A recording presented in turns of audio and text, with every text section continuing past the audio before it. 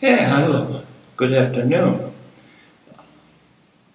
Just sitting here thinking that so many avenues that different people can share what's on their mind, what they've learned, share with the simple goal of sharing. Simple goal of simply sharing. There's so many avenues available. I'm comfortable with this one. I like to sit here and talk to you, to share with you. Other people use photographs. Any of you that aren't familiar with Dennis Harris, look for him on Facebook because he has the most fantastic photographs. I don't know where you get them, Dennis. They're just beautiful. And he has a short message, either a personal message or a quote from some adept, some master. Pearls of wisdom. And coupled together with fantastic photographs that are relevant to the message that he's sharing. Just makes it well worth looking at. So you get a glimpse. You get a glimpse. And one of the things that I really like about Dennis is that he never seems preachy. It's more like it's done out of gentleness, a gentle reminder that gives you pause to think. So anyway, as I was in the process of listening to what my lesson would be for the day, what I wanted to share, and let me read to you. Speak in such a way that others love to listen. Listen in such a way that others love to speak. And this just falls right in the lap of my lesson for today. My lesson about lesson is not the right word. My sharing of the day has to do with the art of listening. And this has come to me. I remember here in Taiwan, students would remind me, and I got this message often. 2 ears, 1 mouth. We're designed to listen twice as much as we speak. What if we had 2 mouths and an ear right here? We could talk in stereo. We get to listen in stereo. And as you grow older and hopefully wiser, the art of listening, the beauty, the simplicity, the wisdom, you begin to understand that listening to someone is many times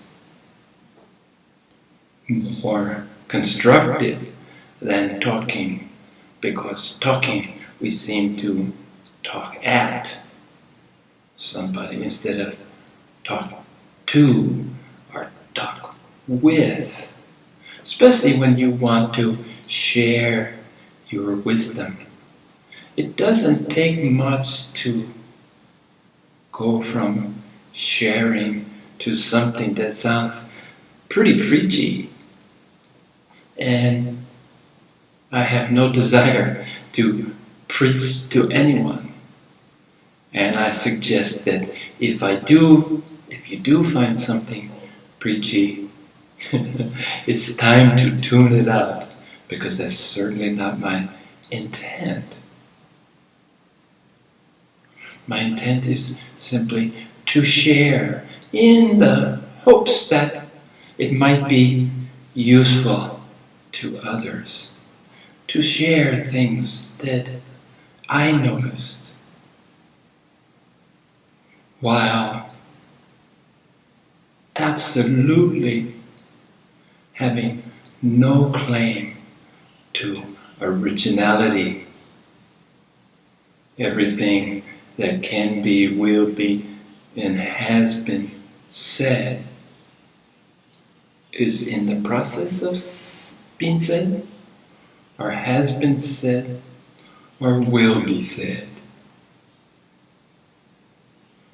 But maybe a tone, a look, maybe something will resonate from a particular source. I've shared with you before that although there's many people out there worth listening to, there's certain people that I feel an affinity to. Their messages touch me deeply. And I suggest that you find someone who does the same for you. But listenings come to mind because if I provide the opportunity, I find that people, if I'm open to the opportunity, not provide, it's not on me. If I'm open, if I make myself open, and those who need my help, need my suggestion, have a way of making themselves known to me. And it's particularly when someone's troubled. And it's really interesting because as youth, it's usually matters of the heart. Love. Love with a little L. Because they haven't gotten to the point of knowing or realizing that the big L for love. There's a big love out there, available to one and all. But they're in the little love, the attraction, and all the things that go with love.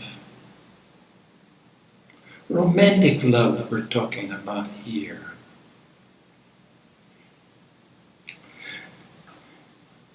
The attraction of opposites, because truly that's what makes our heart go pitter-patter. And it's actually a biological imperative. This is on a deep, natural level that we go and look to something, someone who can add to what we have, so that biologically we can progress, persevere, prevent backpedaling.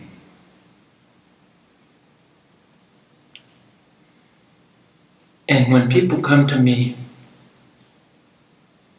with these questions, with these concerns, with these emotions that become so overpowering and so overwhelming,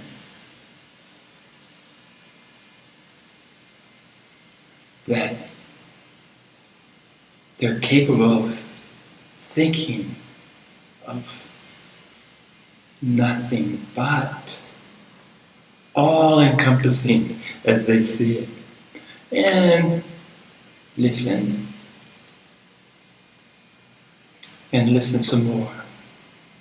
And there's a time, maybe, to ask a short question. A short question aimed at their continuation of helping them to get out what they need to get out.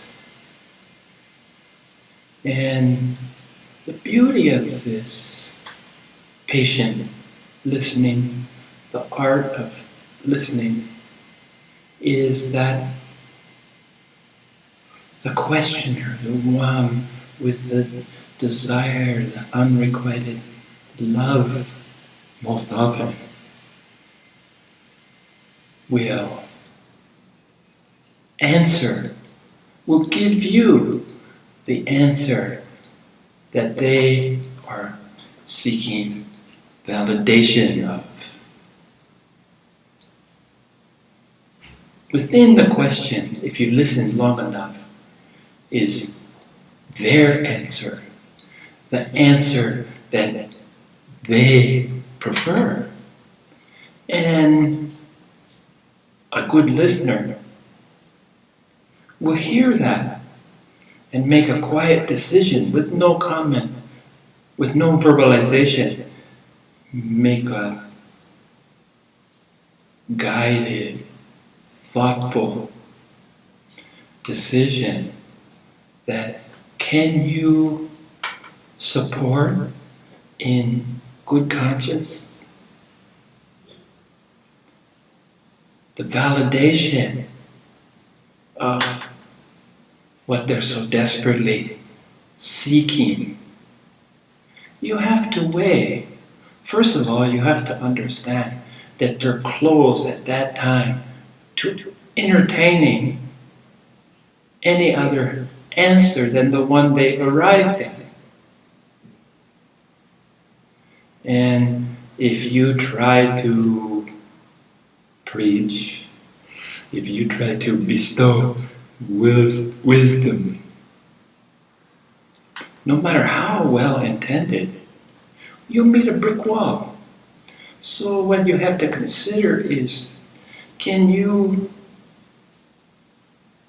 consciously validate their answer that they have without judgment, of course, without alternatives? If you can, the art of doing this subtly, the art of pointing to them that they've answered their own question.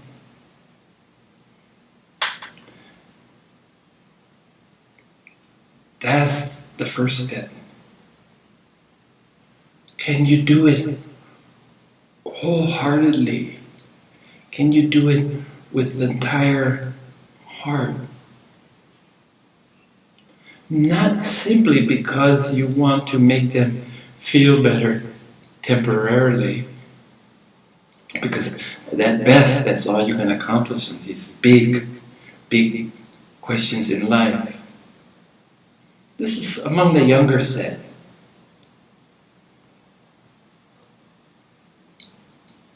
And experience has taught me that most times their answers for their questions are much more profound and are meaningful than anything that my mind can come up with.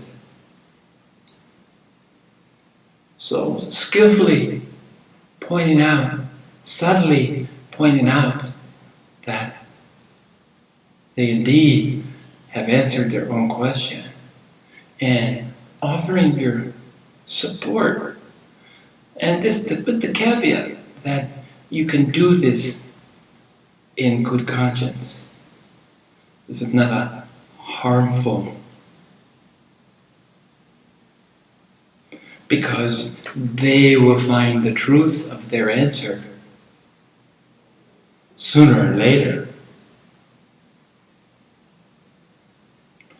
If their answer is something that you can wholeheartedly support, you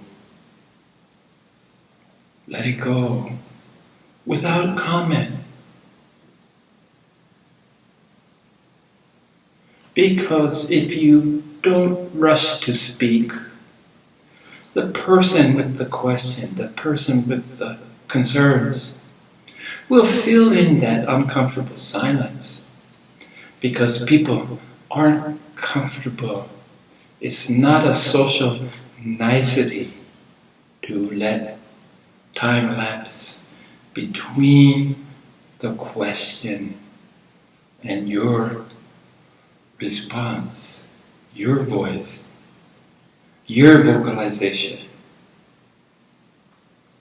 And they'll be quick to fill. And that's when you discover that their process is not complete. They may come up with another answer. And in this process, yet another answer. And this is the service that you're providing. It's not your wisdom or your experience, other than having the wisdom to be silent, to listen, to wait carefully, to observe, keeping your participation through comments to a bare minimum. And somehow you have to reassure them with your presence, your concentration, your focus on them. You have to reassure that you are indeed listening. Because some people get confused that listening is an active process. It's not a passive waiting for sound to come into our ears. Much as a husband or wife might listen to their partner bemoaning the same story and kind of shut it off and respond with a nod of the head or a yes periodically. But the insincerity, the non-active, the passive nature of this listening will quickly be detected if they're paying attention at all. Maybe they've got to the point where all they want to do is listen to the sound of their own voice. Getting it from here out there is a cathartic process, isn't it? We've all been there. It's a healing process to get it out. And most times, verbalization is one of the lesser interfering things that we can do. Taking action can have much more serious consequences, especially if the action is towards you. As we get a little older, as we've married and had children, we're still seeking validation.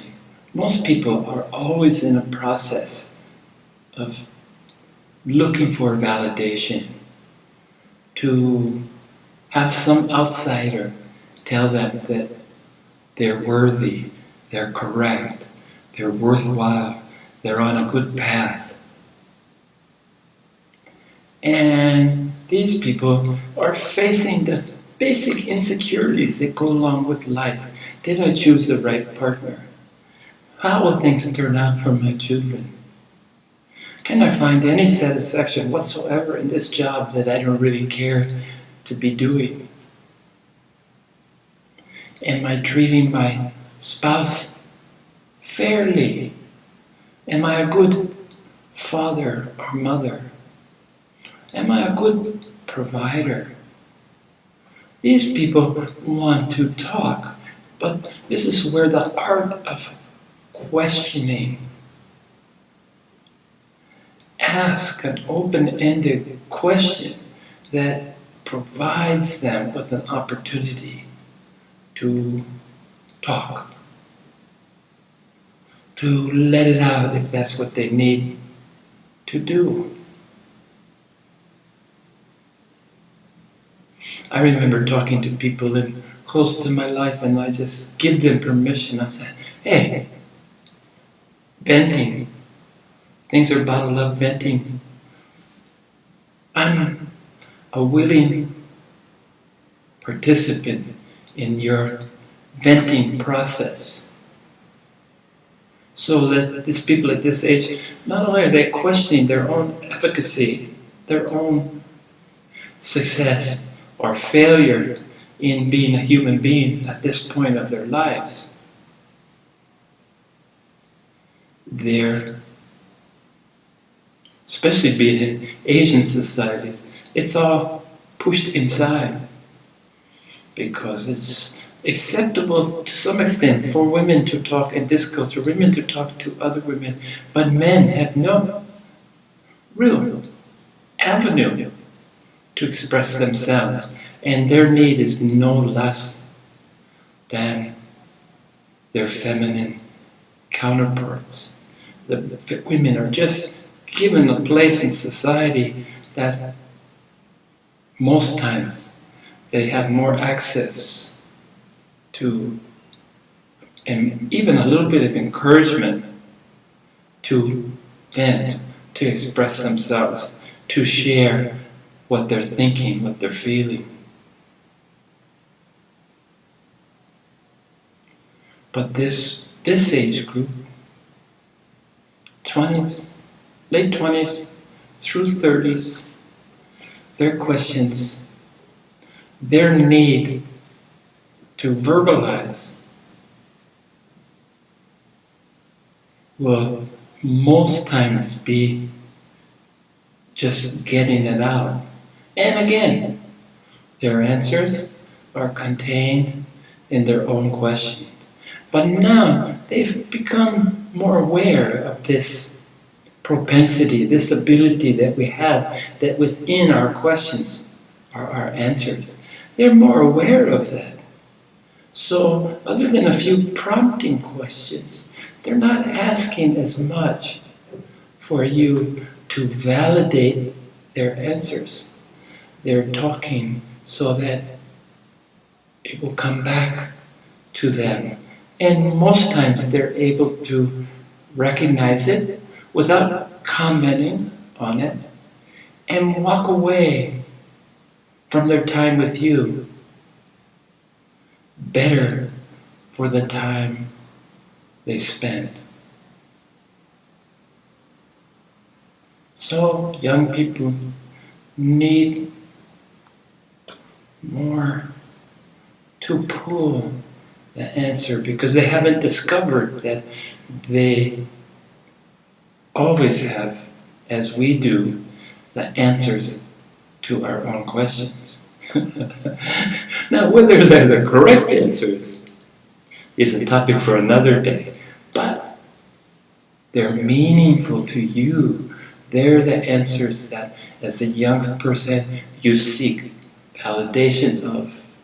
As a slightly maturing person, you have an opportunity that someone who skillfully is listening to you will patiently wait, will be fully engaged, by the way, in this process. Listening is a fully engaged activity, and people will know whether or not you're fully engaged or not. So here we are, this next landmark of human growth and progress, where you'll await their answers. And what you notice is, if you're not talking, if you've only asked those pointed, a few well-placed, carefully timed, thoughtful, short questions, after this process, when they have their own aha moment, when they see, they most likely won't verbalize to you. But you will notice that the conversation, the exchange, the sharing has served its purpose. They will usually get up and physically leave because they've started to appreciate the beauty of being by themselves and sorting through. Whereas at a younger age, they will hang with you as long as possible.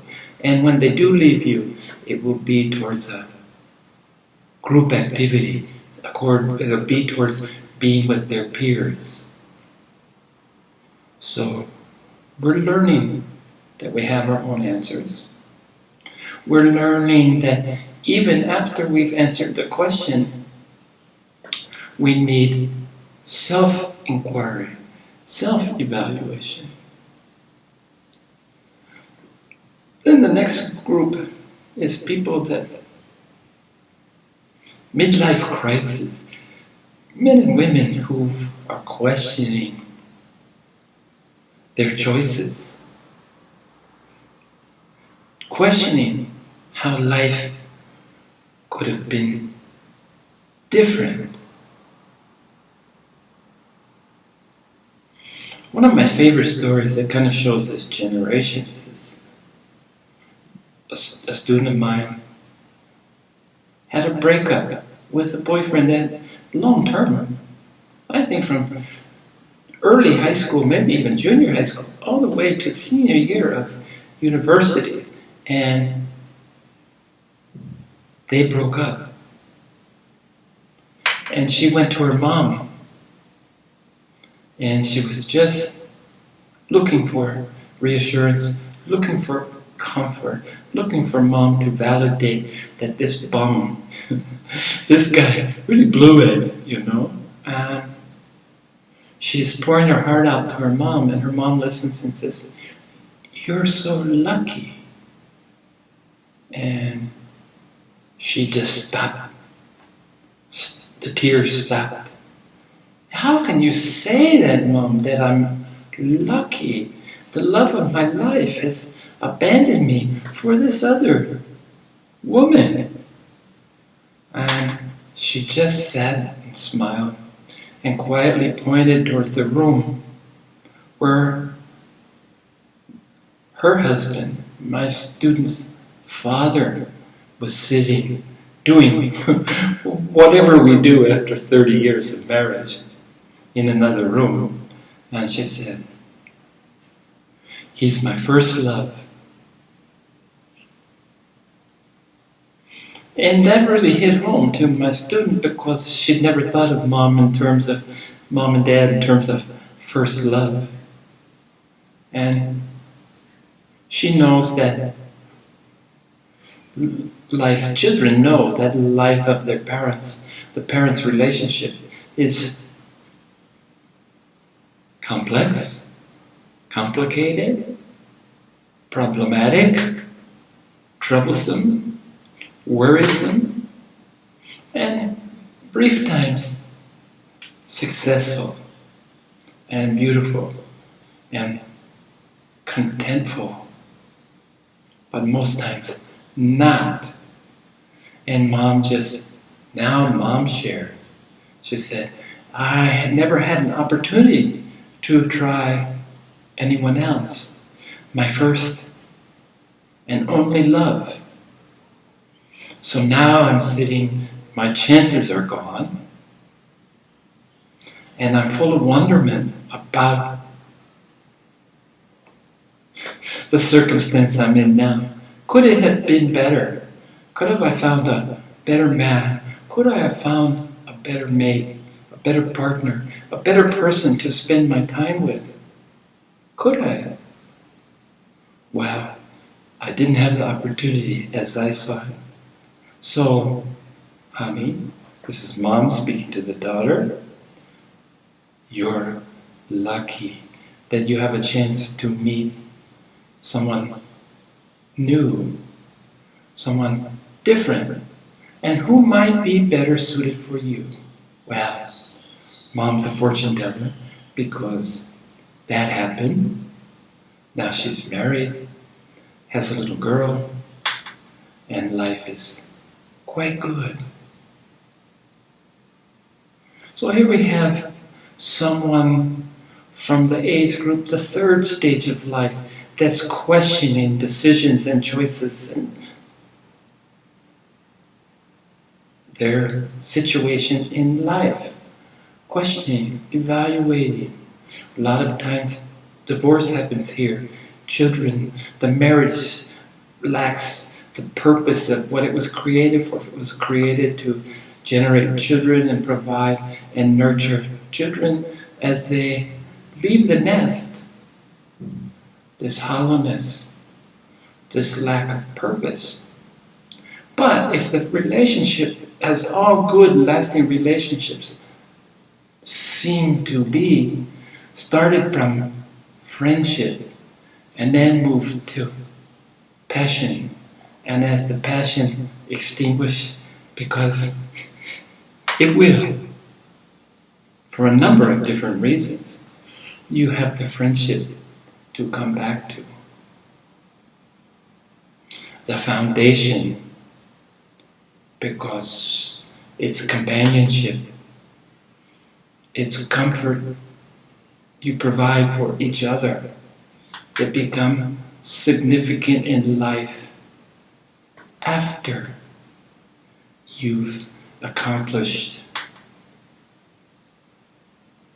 the purposes that marriage were mostly intended to be. I don't think the idea of friendship and companionship comes along until later stage in life.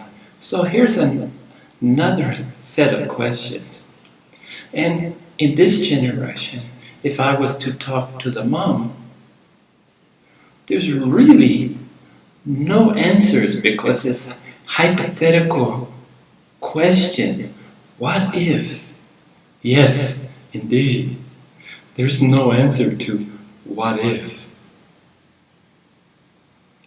And if they're coming out with, why me? The victimization.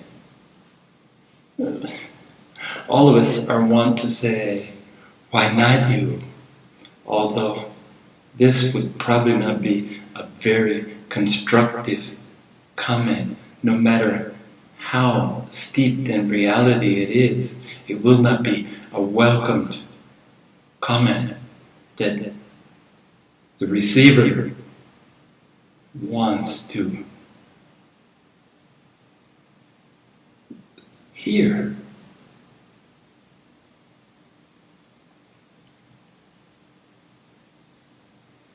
So hypothetical questions, questions that you can't furnish answers. Now in many ways, this is getting easier and easier to deal with people, in my experience, as they age. Probably because I've been aging right along with them. But these people don't need any comments. It's all daydreaming. It's all hypothetical. And they're quite equipped from life experience to entertain a fantasy, if that helps, of what it would have been like if they married or they spent their life with somebody else, if they had a different job, if they had different children, or if they had no children whatsoever. But they still want to vent, although their sense of victimization is usually not as strong because they're, for the most part, willing to accept the responsibilities of the decisions that they made, of the path they chose as they intersected throughout their lives. So this is listening with no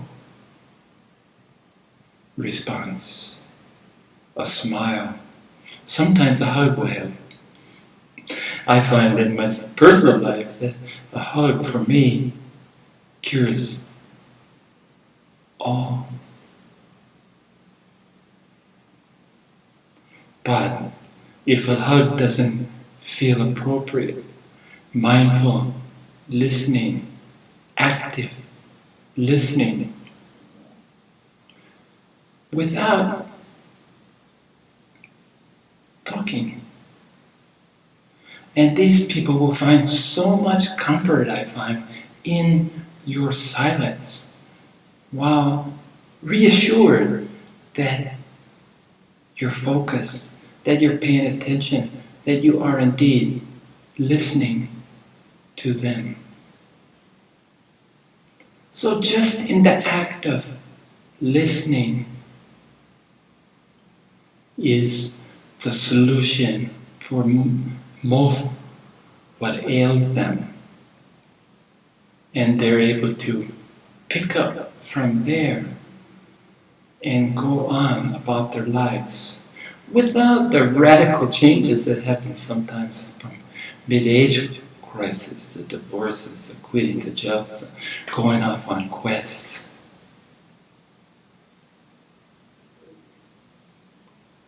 And the next stage in life is really interesting because, as you can see, my eyes aren't what they used to be. I was lucky. I kept good vision. This glasses is only 5 or 6 years old.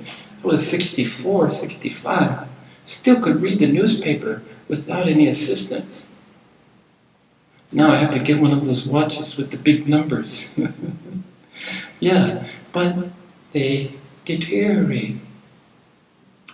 And listening, very, very valuable tool to me. My hearing is also not what it used to be. The physical part of hearing, I'm having a harder time with the television, with getting the voices clear. I like my sweetheart, my beautiful wife, will put English subtitles on the bottom of all the movies so that I can read it as long as I can see it. As long as I have my bifocals on, that I'm looking at you now, reading, seeing a distance. Still mild, the prescription is still mild. Lots of room for it to get worse. But listening, the physical act of listening, is primarily, if you consider it, listening with the brain, especially when you're searching for a response. But this act is the transition of this next, which I'm including myself, this transition in this next phase of life, growing old gracefully, is the most you could hope for. Is listening with the heart. As I say these words and put my hands here, I can hear the resonance.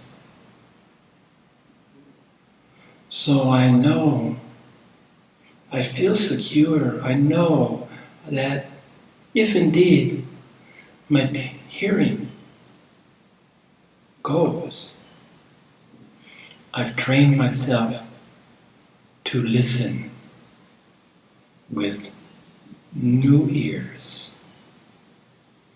to listen from the heart. And this includes vibrations.